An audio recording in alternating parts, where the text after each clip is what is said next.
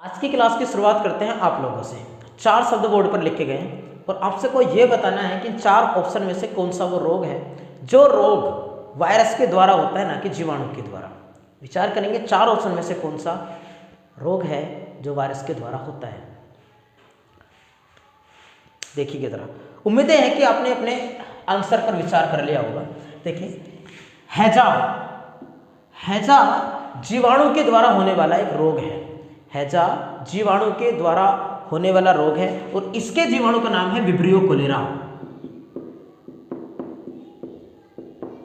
Vibrio cholera, Vibrio cholera इसके हैजे का नाम है। हैजे की चिकित्सा का पता लगाया रॉबर्ट कोच ने।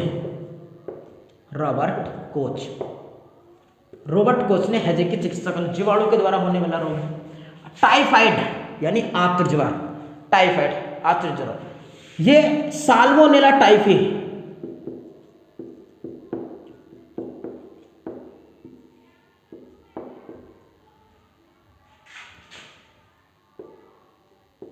साल्मोनेला टाइफी नामक जीवाणु के कारण होने वाला रोग है। यह भी जीवाणु से होता है। पेचिस एंट अमीबा हिस्टोलिटिका,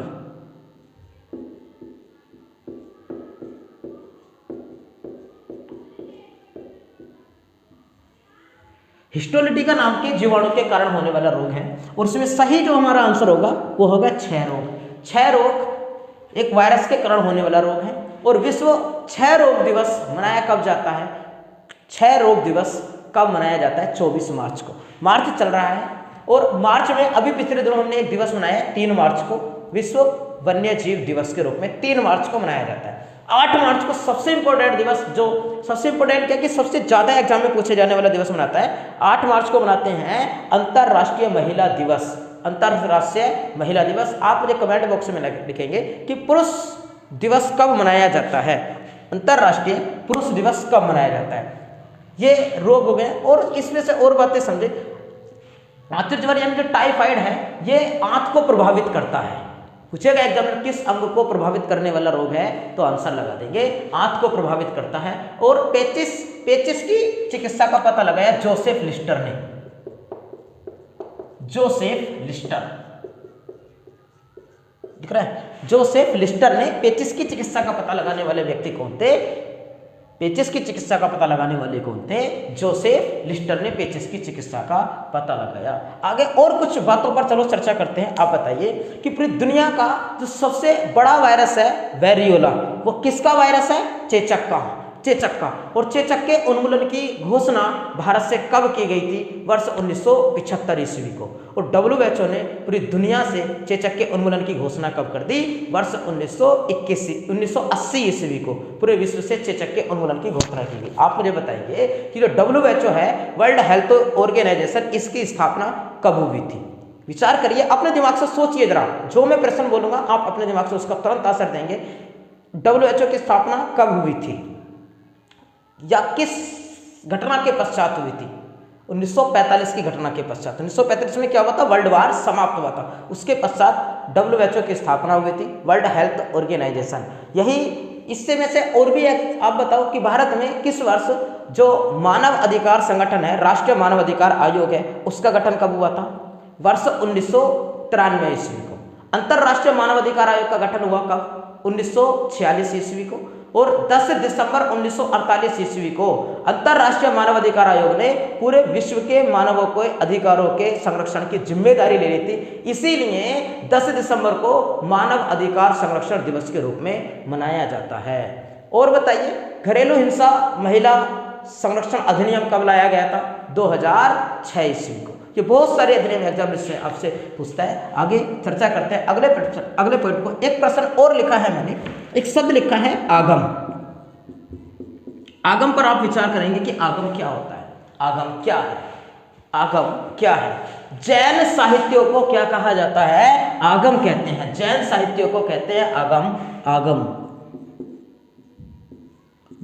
महावीर स्वामी ने जो उपदेश दिए, उन उपदेशों को, उनकी जो शिक्षाएं हैं, उन शिक्षाओं को क्या कहा जाता है? आगम कहा जाता है। आप मुझे बताइए कि जैन धर्म के लोगों की भाषा क्या थी और बौद्ध धर्म के लोगों की भाषा क्या थी? जैन धर्म के लोगों की भाषा प्राकृत थी और बुद्धों की भाषा पाली थी। कौन सा वो व्यक्ति था जिस व्यक्ति के समय में बौद्ध धर्म का सबसे ज्यादा विकास हुआ था? किसके समय में बौद्ध धर्म का सबसे ज्यादा प्रचार प्रसार हुआ था? विचार करेंगे, अच्छा प्रश्न है। बौद्ध धर्म का प्रचार प्रसार सबसे ज्यादा किसके समय में हुआ था? अभी एक प्रश्न और बोल रहे हैं इसी के जैसा, अशोक के समय में प्रचार पूछा गया, किसके समय में बौद्ध धर्म का सबसे ज्यादा प्रचार हुआ? तो अशोक के समय में। दूसरा प्रश्न बोल रहे हैं कि किसके समय में बौद्ध धर्म एक वैश्विक धर्म बन गया था? तो आंसर लगा दीजिएगा आप, कनिष्क के समय में। वैश्विक धर्म का मतलब यह है कि किसके समय में बौद्ध धर्म का प्रचार प्रसार बहुत बड़े क्षेत्रफल तक हो चुका था। दुनिया भर में जितनी दुनिया के बारे में उस समय के लोग जानते थे, उस समय में यूरोपीय, दक्षिण अमेरिका, उत्तर में इनकी जानकारियां नहीं थी, लेकिन जितना बड़ा भी विश्व था वहां तक फैल चुका था बौद्ध धर्म। किसके समय तक? कनिष्क, कुषाण वंश का प्रतापी शासक कनिष्क। आप मुझे बताइए कौन सा शासक था जिस शासक को कहा गया था शिलादित्य? शिलादित्य के नाम से किसे जाना गया था? तो हर्षवर्धन को शिलादित्य कहा गया, हर्षवर्धन को शिलादित्य के नाम से जाना गया। बढ़ते हैं नेक्स्ट प्रश्न की तरफ। अगला प्रश्न आप मुझे बताएंगे कि जब भारत में राष्ट्रीय आपातकाल घोषित किया गया वर्ष 1975 ईस्वी को, तो उस समय में भारत के राष्ट्रपति कौन थे? जब 1975 ईस्वी को राष्ट्रीय आपातकाल की घोषणा की गई तो उस समय में भारत के राष्ट्रपति कौन थे? आंसर विचार कर लीजिएगा अपने मन में, मैं आंसर लिखता हूं। आंसर होगा फखरुद्दीन अली अहमद। फखरुद्दीन अली अहमद। फखरुद्दीन अली अहमद 1975। अभी तक भारत में 3 बार राष्ट्रीय आपातकाल की घोषणा की गई है। एक बार तो 1962 ईस्वी में की गई जब भारत और चीन युद्ध हुआ, 1971 ईस्वी में जब भारत पाक युद्ध हुआ, और 1975 ईस्वी में अंतिम बार की गई, जिसको 1978 ईस्वी में वापस ले लिया गया था। राष्ट्रीय आपातकाल की घोषणा करता है राष्ट्रपति, अनुच्छेद नंबर 352 के अंतर्गत प्रधानमंत्री के कहने पर करता है। ये बातें बेसिक है, आप समझिएगा। राष्ट्रीय आपातकाल की कोई भी अधिकतम सीमा नहीं होती, लेकिन 6 माह करके इसकी अवधि को अनिश्चित काल के लिए बढ़ाया जा सकता है। 6 माह करके। आप बताइए कि कौन से वो व्यक्ति थे जिन व्यक्ति ने सबसे ज्यादा अध्यादेश जारी किए थे? किन राष्ट्रपति ने सबसे ज्यादा अध्यादेश जारी किए थे? आंसर लगाएंगे आप, फखरुद्दीन अली अहमद।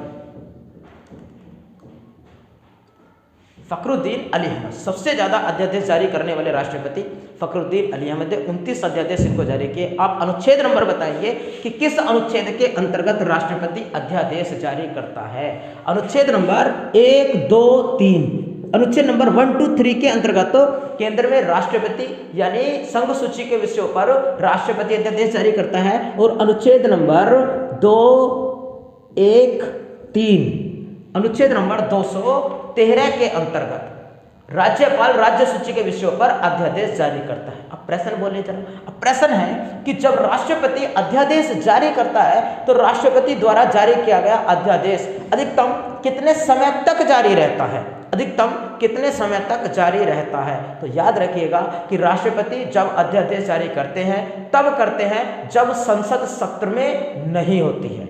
संसद के 3 सत्र होते हैं और जब एक सत्र समाप्त हो चुका होता है, दूसरा सत्र आने वाला होता है, तो संसद का कुछ समय की छुट्टी कर दी जाती है, संसद का कोई सत्र नहीं चल रहा होता है।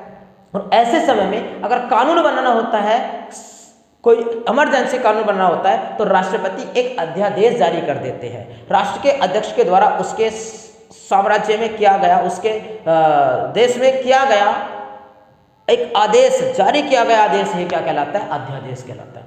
और संसद ज़्यादा से ज़्यादा कितने समय तक छुट्टी पर रह सकती है? तो 6 माह। तो याद रखिएगा कि राष्ट्रपति द्वारा जारी किए गए अध्यादेश की भी अधिकतम सीमा हो सकती है 6 माह। लेकिन जिस दिन से संसद सत्र में आ जाएगी वो राष्ट्रपति द्वारा जारी किए गए अध्यादेश पर बहस प्रारंभ करेगी और उसको साबित ठहराएगी 6 सप्ताह के अंदर अंदर। तो याद रखना है आपको कि जिस दिन से संसद सत्र में आ जाती है उस दिन से लेकर इसकी अधिकतम अवधि रह जाती है 6 सप्ताह। लेकिन अधिकतम अवधि टोटल ज़्यादा से ज़्यादा कितने दिन तक रह सकता है? तो 6 माह तक जारी रह सकता है अध्यादेश। आगे जारी करते हैं। नेक्स्ट आगे मैं आपको रिवीजन कराता हूँ भारतीय संविधान के भाग नंबर 4 के नीतिदेशक तत्वों का। मैंने पता है कि आपने ये सब बातें पढ़ रखी होंगी, लेकिन मैं आपको एक बार रिवीजन कराने का कार्य करता हूँ, ध्यान से सुनेंगे जरा। नीतिदेशक तत्व भाग नंबर 4 में जिनको आयरलैंड से अपनाया गया है। तेज बहादुर सप्रू समिति के द्वारा नीतिदेशक तत्वों को तैयार किया गया था और नीति निर्देशक तत्वों के बारे में केटी शाह ने कहा कि ऐसा चेक है जिनको बैंक की सुविधा के अनुसार भुनाया जा सकता है। कहानी ये थी कि जब मौलिक अधिकार, जब भारत गणतंत्र राष्ट्र बना तो भारत के गणतंत्र बनने के समय में लोगों को अधिकार दिए जाने थे कि एक गणतंत्र राष्ट्र में नागरिकों के क्या क्या अधिकार होने चाहिए। लोगों से पूछा गया कि भाई क्या क्या अधिकार होने चाहिए, तो लोगों ने कहा कि ये भी रोजगार भी हमारा मौलिक अधिकार होना चाहिए, बुजुर्गों को पेंशन मौलिक अधिकार होनी चाहिए, व्यक्तियों को और बहुत सारे इतने सारे अधिकार उन्होंने रख दिए जो उस समय में सरकार जिनको प्रदान नहीं कर सकती थी। क्यों कि 1947 में तो भारत आज़ाद हुआ है, वो गरीब था उस समय, तो इतने सारे जो अधिकार हैं उनको प्रदान नहीं कर सकता था भारत देश, क्योंकि उस समय में आज भी भारत में रंग राजन समिति के अनुसार 2014 में हमारे भारत में 29.5% लोग गरीबी रेखा के नीचे जीवन यापन करते हैं। तो आप समझिए कि उस समय में हम कैसे लोगों को इतने अधिकार प्रदान कर सकते हैं, क्योंकि जब जनता गरीब है, जनता से टैक्स वसूलेंगे तभी तो लोगों को सुविधाएं देंगे, गरीब राष्ट्र से कैसे।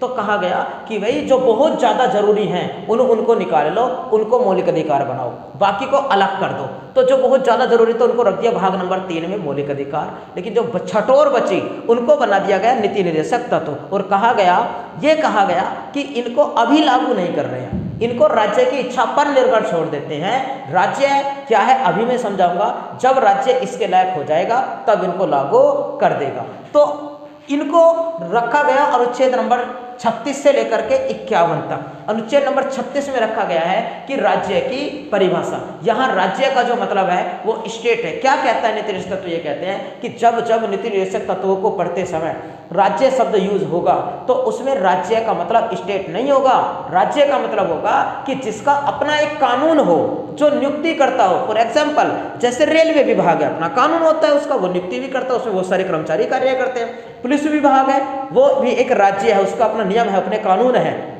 वो भी नियुक्ति करता है। कोई एक पेट्रोल पंप है, उसमें कर्मचारी कार्य करते हैं, वो भी एक राज्य है। जैसे केंद्र की सरकार भी एक राज्य है, राज्य की सरकार भी एक राज्य है, पंचायती राज भी एक राज्य है। तो राज्य का मतलब स्टेट नहीं है, राज्य का मतलब है जिसका कि अपना कानून हो और जो नियुक्ति करता हो। ये बात अनुच्छेद नंबर 36 में लिखी गई है। उसके बाद कहा गया अनुच्छेद नंबर 37 में कहा गया है कि जो राज्य के नीति निर्देशक तत्व हैं वो किसी भी न्यायालय में वाद योग्य नहीं है। जिस प्रकार से उत्तर प्रदेश में पहले रिटायर होने पर पेंशन दी जाती थी, लेकिन 2013 के आसपास बीजेपी की सरकार ने इस पेंशन को समाप्त कर दिया। तो कोई भी व्यक्ति दावेदारी नहीं कर सकता है जाकर के न्यायालय में कि पहले पेंशन दी जाती थी अब क्यों नहीं देते हो, क्योंकि कह दिया गया है कि ये नीति निर्देशक तत्वों में लिखा हुआ है पेंशन देना, और नीति निर्देशक तत्वों के प्रति कोई भी कोर्ट में नहीं जा सकता है। कोर्ट में चले भी गए कि भाई बताओ बेरोजगारों को, विकलांगों को पेंशन दो, ये तो लिखा हुआ है, तो कोर्ट क्या कहेगा? अरे लिखा हुआ है, लेकिन लिखा हुआ कहाँ है? नीति निर्देशक तत्वों में है। और ये मौलिक अधिकार नहीं है, ये राज्य की इच्छा पर निर्भर है। राज्य क्या है ये मैंने अभी समझाया आपको कि अगर उसमें उसके बस में है तो दे और बस में नहीं है तो नहीं दे, और डांट के भगा देगा न्यायालय। न्यायालय में वाद योग्य प्रवर्तनीय नहीं है। वाद योग्य मतलब न्यायालय इस पर बहस नहीं करेगा, प्रवर्तनीय मतलब ये लागू न्यायालय में जाकर के जबरदस्ती लागू नहीं करवाए जा सकते। अनुच्छेद नंबर 36 राज्य की परिभाषा, अनुच्छेद नंबर 37 न्यायालय में वाद योग्य प्रवर्तनीय नहीं है। अनुच्छेद नंबर 38 क्या कहता है? सबसे ज्यादा पूछा जाने वाला अनुच्छेद है अनुच्छेद नंबर 38। कहता है कि राज्य के नीति निर्देशक तत्वों को भारतीय संविधान में समेकित किए जाने का उद्देश्य यह है ताकि लोगों का कल्याण हो, और लोगों का कल्याण करने के लिए राज्य क्या करेगा? वो लोगों को प्रदान करेगा सामाजिक न्याय। सामाजिक न्याय, सामाजिक न्याय का क्या मतलब है? देखो समाज क्या होता है? समाज होता है कि जब हम बहुत सारे लोगों के साथ मिलजुल करके रहते हैं, तो हमारे घर पर अगर आज आटा समाप्त हो जाता है तो हम भूखे नहीं सोते हैं, हम पड़ोस से मांग करके लाते हैं और अगले दिन उसका चुकता कर देते हैं। या आज हम बीमार हैं, हमारे पास पैसे नहीं है, इसका मतलब ये नहीं कि हम मर जाएंगे, हम पड़ोसी हमारी हेल्प करेगा। कल को पड़ोसी को जरूरत पड़ेगी, हम पड़ोसी की हेल्प करेंगे। ये समाज होता है। पशुओं में ऐसा नहीं होता, इसलिए पशु सामाजिक प्राणी नहीं होते हैं, मनुष्य सामाजिक प्राणी होता है। और जब समाज में रहते हैं तो समाज में रहने के कुछ नीति होती हैं, कुछ नियम होते हैं, भले ही वो समाज में रहने के नियम कहीं लिखे हुए नहीं हो। फॉर एग्जाम्पल आप समाज में बिना निर्वस्त्र के नहीं रह सकते, बिना कपड़ों के नहीं रह सकते। समाज में रहते हैं, आपको कपड़े पहनने होते हैं, जिस समाज में रहते हैं वैसे समाज के जैसे कपड़े आपको पहनने होते हैं, आप गालियां नहीं दे सकते हैं। तो समाज के साथ साथ हमें जीवन तो मिलता है समाज के साथ, हमारे सुरक्षा रहती है कि हम भूखे नहीं मरेंगे, हमारे पास आज पानी नहीं है हमारी टंकी हो तो पड़ोस से लेकर कहेंगे प्यासे नहीं रहेंगे हम। इसके साथ साथ समाज हमें आत्मसम्मान भी देता है, समाज हमें रिस्पेक्ट देता है, समाज हमें संस्कृति सभ्यता सिखाता है। तो समाज, आप बताइएगा कि जब हमारे पास में आज आटा नहीं है तो पड़ोस से मांग करके लेकर रहे हैं, लेकिन हमारे पास आज नहीं है, कल नहीं है, परसों नहीं है, 8 दिन नहीं तो पड़ोसी भी नहीं देता रहेगा। तो ये कहा गया है कि राज्य सामाजिक न्याय दिलाएगा, अर्थात समाज जैसा कार्य करेगा, अब राज्य उसको अनाज उपलब्ध कराएगा। तो आप समझिएगा जरा कि केंद्र सरकार और राज्य सरकारें आपको राशन उपलब्ध कराती हैं कि नहीं कराती हैं। जो कार्य हम समाज में रहकर समाज से पड़ोस से निकाल रहे थे 1 दिन 2 दिन के लिए, लेकिन जब व्यक्ति इसके लायक नहीं है, वो स्वयं अर्जित नहीं कर पाए, जिस प्रकार से कोरोना काल आया तो कोरोना काल के समय में सरकार ने राशन देना प्रारंभ कर दिया और उसको 1 माह में 2 बार प्रदान करना प्रारंभ कर दिया। उसको करेंगे सामाजिक न्याय, क्योंकि समाज के कल्याण में अभिवृद्धि हो सके। इसके बाद कहा गया है आर्थिक न्याय। दूसरी बात आती है आर्थिक न्याय। आर्थिक न्याय क्या बात है? आर्थिक न्याय यह कहता है कि अगर आज हमारे पास पैसे नहीं है इलाज कराने के लिए, जैसे मैंने बताया यहाँ कि समाज का कल्याण होगा, आर्थिक हमें रोजगार उपलब्ध कराएगा, धन उपलब्ध कराएगा, हमें जीविका के साधन उपलब्ध कराएगा। और इसके साथ तीसरी बात करता है राजनीतिक न्याय की। राजनीतिक न्याय की, ये राजनीतिक न्याय क्या है कि राज्य किसी व्यक्ति को वंचित नहीं करेगा चुनाव लड़ने के अधिकार से, राज्य किसी को वोट डालने के अधिकार से वंचित नहीं होने देगा। ये बातें करता है। आगे अनुच्छेद में मैं आपको समझाने वाला हूं कि और अच्छे से इनको, फिलहाल मैंने आपको 3 बातें समझाई हैं। अनुच्छेद नंबर 36 कहता है कि राज्य की परिभाषा क्या होगी, कि अर्थात हमें पढ़ते समय नीति निरीक्षक तो हमें पढ़ते समय राज्य शब्द का अर्थ क्या होगा, और राज्य करते समय जो जो हम फैसिलिटी प्रदान कर रहे हैं, आप राज्य को जब दी तो गई है, लेकिन वो राज्य की इच्छा पर निर्भर है, आप उनको कोर्ट में जाकर के जबरदस्ती नहीं ले सकते हैं। और ये कहता है कि इनको लाने का उद्देश्य, ये जो हमारे अनुच्छेद अब प्रारंभ होंगे 38 से जो 39 से जो प्रारंभ हो गए हैं, वो क्यों लाए गए हैं? ताकि लोगों का कल्याण हो। लोक कल्याण का मतलब होता है लोगों का कल्याण। लोगों का कल्याण होगा, जीवन अगर अच्छा है, सड़क व्यवस्था अच्छी है, रोजगार की व्यवस्था अच्छी है, शिक्षा अच्छी है, शिक्षा सुविधाएं अच्छी है, तो लोगों का कल्याण होगा। लोगों का कल्याण होगा, ताकि इसीलिए हमने सामाजिक न्याय, आर्थिक न्याय और राजनीतिक न्याय की बात इसमें कही है। अब प्रारंभ होते हैं हमारे, ये हो गई इसकी डिटेल नीति निरीक्षक तत्व की। पहला नीति निरीक्षक तत्व प्रारंभ होता है अनुच्छेद नंबर 39 से। 39 क्या कहता है? ये कहता है, लिखा है मैंने शॉर्ट में लिखा है, आप समझ लीजिएगा बस, मैं समझाता हूं। 39 में लिखा गया है कि समान कार्य के लिए समान वेतन दिया जाएगा। यदि स्त्री और पुरुष एक समान कार्य करते हैं तो उनको एक समान ही पैसे दिए जाएंगे। अगर फॉर एग्जांपल, अगर स्कूल में अगर अध्यापक पढ़ाता है और अध्यापिका भी वही सब्जेक्ट पढ़ाती है, ध्यान देना वही सब्जेक्ट पढ़ाती है, तब जितना पैसे पुरुष को दिए जाएंगे उतने ही पैसे महिला को दिए जाएंगे। लेकिन हम ग्रामीण क्षेत्र में तो ये देखते हैं कि अगर पुरुष मजदूरी करता है उसको ज्यादा मजदूरी दी जाती है, ज्यादा पैसे दिए जाते हैं, महिलाओं को उतने नहीं दिए जाते हैं। क्यों?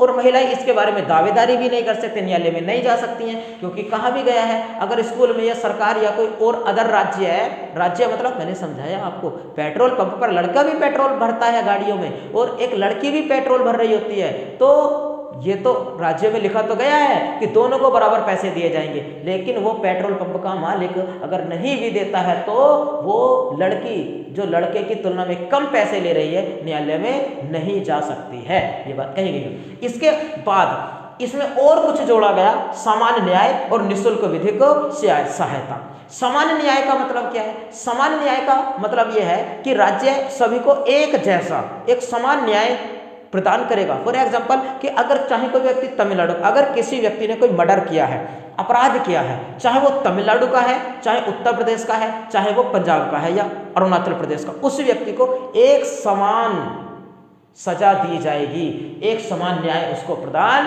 किया जाएगा। फॉर एग्जाम्पल दूसरे भी तरीके से समझिएगा, एक तो ये हो गया एक समान सजा दी जाएगी। अगर माना ऐसा हो जाए, एक कंपनी का मालिक है, माना एक पेट्रोल पंप का मालिक है, उस पेट्रोल पंप के मालिक के यहाँ पर जो वर्कर काम करता है, जो पेट्रोल भरता है, रात्रि का समय है, किसी व्यक्ति से तू मैं हुई और तू मैं होने के कारण उस पेट्रोल पंप के मालिक ने पेट्रोल जो भरवाने आया था अपनी बाइक में उसको पीट दिया, उसको मर्डर कर दिया, उसकी हत्या कर दी। अब उसका इल्जाम लगा दिया उसने अपने यहाँ पेट्रोल भरने वाले व्यक्ति पर, मालिक ने अपने मजदूर पर, पेट्रोल भरने वाले व्यक्ति पर इल्जाम लगा दिया उस व्यक्ति के मर्डर का जो पेट्रोल भरवाने आया था अपनी बाइक में।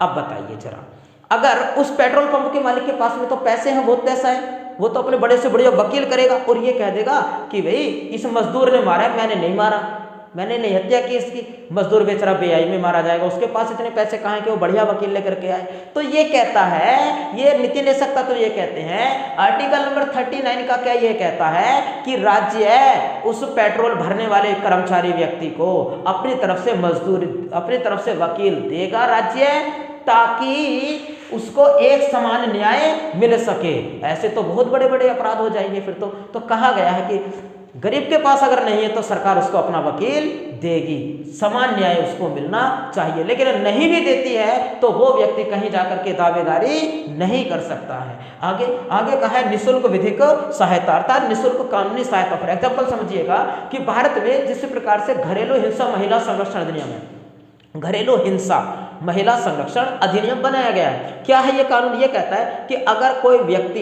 एक किसी महिला की नई नई शादी हुई और उसका पति, उसके परिवार वाले उस महिला को ज़्यादा टॉर्चर करते हैं, बार बार उस महिला को तंग करते हैं, चाहे वो दहेज को लेकर के तंग करते हैं या फिर और किसी कारण उसके कोई संतान नहीं है उसको लेकर के अगर वो तंग करते हैं, तो वो बेचारी महिला, वो गाँव की महिला, वो उस कानून के बारे में नहीं जानती है। तो क्या होगा, अब उस महिला को अधिकार दिया गया है कि वो महिला राज्य से जाकर, राज्य का मतलब राज्य से जाकर या राज्य के किसी कर्मचारी से जाकर के निःशुल्क विधि माने उस कानून की सहायता, उस कानून की सहायता और उस कानून की जानकारी ले सकती है कि दरोगा जी मुझे ऐसी परिस्थिति में क्या करना चाहिए। तो दरोगा उसको सलाह देगा और उसको ये वकील वगैरह भी दिलवाएगा। निःशुल्क कानूनी सहायता और विधि दोनों प्रदान की जाएगी ताकि उसको भी न्याय मिल सके। ये बात इसमें बाद में जोड़ी गई है, आगे समझते हैं। नेक्स्ट अनुच्छेद नंबर 40 ग्राम पंचायत है। आप समझिएगा कि महात्मा गांधी जी ने कहा कि भाई भारत की जनता गाँव में निवास करती है और गाँव का विकास होना चाहिए, क्योंकि कोई राष्ट्र उतना संपन्न होता है जितना उसकी जनता। अगर जनता अमीर होगी तो पूरा राष्ट्र अमीर हो जाएगा हमारा भारत। तो गाँव के लोगों को सुविधाएं देनी चाहिए, गाँव के लोगों के लिए सड़कें अच्छी हो, बिजली की व्यवस्था अच्छी हो, पानी की व्यवस्था अच्छी होनी चाहिए। और इसके लिए वहां पर जिस प्रकार से केंद्र में संसद है, सांसद होते हैं विकास करने के लिए, राज्यों में विधानमंडल होता है, विधानसभा के सदस्य होते हैं विकास करने के लिए, तो गांव में भी एक गांव का प्रधान होना चाहिए, अर्थात वहां भी एक ग्राम पंचायत जैसी व्यवस्था होनी चाहिए। लेकिन अंबेडकर जी ने इसमें मना कर दिया कि हमने सांसद बना तो दिए, हमने विधानसभा के सदस्य बना तो दिए, अगर हम और ग्राम पंचायत के सदस्य भी बनाते हैं तो कुछ पैसा तो सांसद खा जाएगा, कुछ विधानसभा का सदस्य खा जाएगा और फिर गांव का खा जाएगा। 100% अगर भेजा है तो 20% ही गांव में पहुंच पाएगा, 80% पैसा बेकार जाएगा। तब गांधी जी ने कहा कि भाई 20% अगर हम ग्राम पंचायत बनाते हैं तो पहुंचेगा तो सही, अगर ना बनाए तो 20 भी नहीं पहुंचेगा, गाँव के तो ग्रामीण बेकार ही रह जाएंगे। अंबेडकर जी मना कर रहे हैं नहीं होनी चाहिए, गांधी जी कह रहे हैं कि होनी चाहिए। लेकिन उसी समय में प्रधान राष्ट्रपति डॉक्टर राजेंद्र प्रसाद जी ने समझाया कि एक बात समझिए, आप लड़िए मत, हम इनको रख देते हैं नीति निर्देशक तत्वों में। अर्थात जब नीति निर्देशक तत्वों में रख दिए तो ये राज्य के निर्भर पर, राज्य की इच्छा पर निर्भर हो गए। अगर राज्य के बस में है तो प्रदान कर दे और राज्य के बस में नहीं है तो प्रदान ना करे।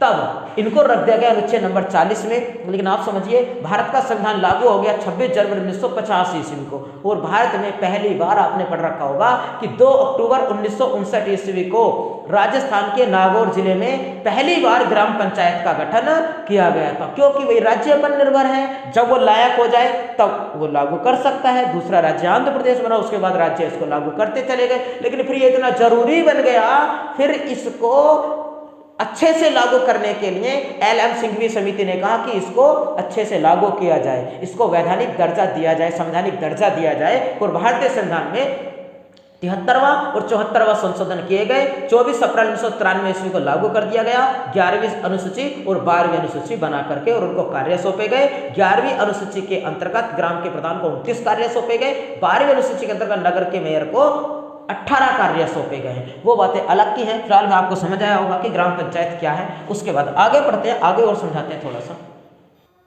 अनुच्छेद नंबर मैंने आपको 40 बता दिया ग्राम पंचायत का गठन, और 41 क्या कहता है कि रोजगार उपलब्ध कराएगा राज्य, रोजगार। और लेकिन जब रोजगार उपलब्ध कराएगा तो वो रोजगार न्याय संगत होना चाहिए, मनोचित दशा के अनुकूल होना चाहिए और प्रसूति सहायता, तीनों बातों को समझिएगा।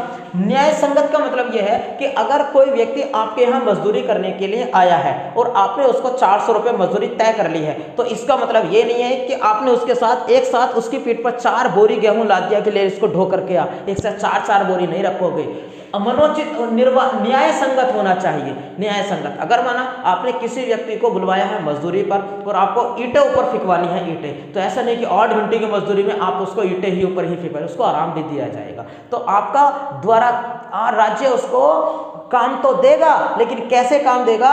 न्याय संगत देगा। वो उचित होना चाहिए कि ऐसे नहीं कि आप ने उसको इतना काम दे दिया कि जिसको वो कर ही ना पाए। आगे कहा गया है न्याय संगत। थोड़ा जल्दी जल्दी समझा रहे हैं क्योंकि रिवीजन कर रहे हैं। अगर आपको पढ़ना है तो मैं अगली वीडियो में पढ़ाऊंगा, आप अगर कहोगे कमेंट बॉक्स में लिखोगे, मैं आपको फिलहाल समझा रहा हूँ।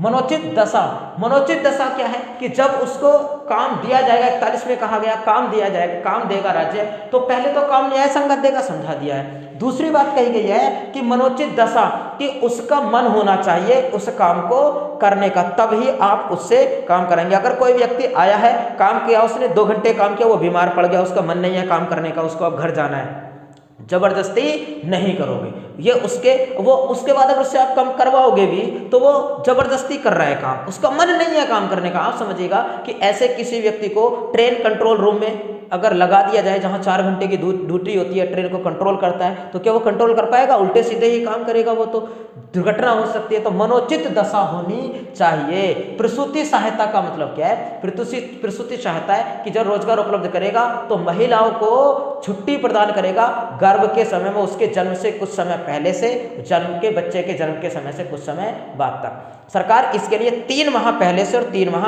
बाद से उसको छुट्टी देती है महिला को, और उसके पेंशन, उसके पैसे भी नहीं रोकती है। राज्य भी करेगा, अदर राज्य भी करेगा ऐसा, लेकिन नहीं भी करे तो ऐसा किसी पर दबाव नहीं बनाया जा सकता है। इसके साथ साथ अगर कोई किसी व्यक्ति की जो पत्नी है और उसको बच्चा होने वाला है, तो उसके हस्बैंड को भी 15 दिन पहले से और 15 दिन पहले से छुट्टी दी जाती है, सैलरी भी नहीं काटी जाती है। लेकिन याद रखिएगा कि ऐसा केवल 1 या 2 बच्चों पर किया जाता है, ऐसा नहीं कि धड़ल्ले से। तो अगर खुद ये नहीं किया जाए, उस स्त्री के हस्बैंड को अगर छुट्टी नहीं दी जाती है, तो उसके हस्बैंड दूर अगर काम करता है, पत्नी घर पर गर्भावस्था में है, बच्चा होने वाला है उसको, तो बताइए क्या वो मन से कार्य कर पाएगा? मनोचित दशा है उसकी? नहीं। तो ऐसे मनोचित दशा को भी बनाए रखेगा, प्रसूति सहायता प्रदान करेगा और न्याय संगत कार्य कराएगा। रोजगार तो देगा न्याय संगत, मनोचित दशा और प्रसूति सहायता को ध्यान में रखते हुए। अनुच्छेद 43 क्या कहता है? अनुच्छेद 43 ये कहता है कि जब काम दिया जाएगा न्याय संगत, मनोचित और प्रसूति सहायता तो होगी ही होगी, उसके साथ साथ निर्वाह मजदूरी भी दी जाएगी। निर्वाह मजदूरी का मतलब ये है कि ऐसा नहीं है कि व्यक्ति ने आपके यहाँ काम किया, सुबह से शाम लोग काम किया और आपने उसकी जेब में रख दिए 50 रुपए न जा, ऐसा नहीं होगा।